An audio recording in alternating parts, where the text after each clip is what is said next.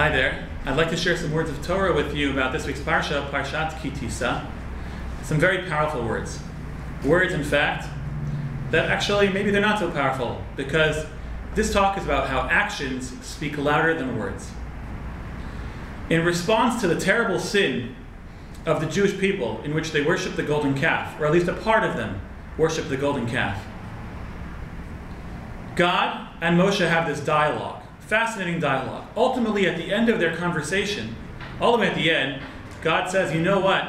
If you really want this Jewish people to maintain itself, I need to give you a formula for how they can go ahead and attain atonement, achieve success, and despite anything bad that they may have done, find favor in my eyes and come back to my good graces.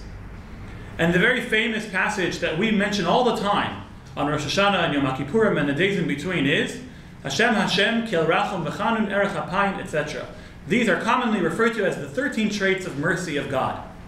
Now, fascinating, right? All you got to do, no matter what you've done wrong, in order to get back into God's good graces is say Hashem, Hashem, Kel Rachum V'chanun Erech HaPayim Rav Chesed V'yemes. God is gracious, He's slow to anger, He's merciful, He's going to have pity on me. Right? Maybe not so simple. Not so simple. There's no magical formula. The Gemara, the Talmud teaches in the volume called Rosh Hashanah, I believe it's on page 17b, if you're inclined to look it up, that God in this message was actually demonstrating to Moshe how to pray. And the language is, Nitatef HaKadosh Baruch Hu Kishliach Tzibur, that God wrapped himself in a talit, like a chazan, like a cantor. V'herel el Moshe Seder Tefillah, and he showed him the order of Tefillah, the order of prayer. V'yamarlo, and he told him, Kol zman sheYisrael chotim v'yasu lefanai kiseder hazeh. Anytime the Jewish people may sin and do something terrible, terrible, terrible, nevertheless, asu lefanai kiseder hazeh, they do like this, in this order. V'ani mochel lahem, I will forgive them. The language is not v'omrim lefanai kiseder hazeh, they should say before me the 13 traits of mercy. No.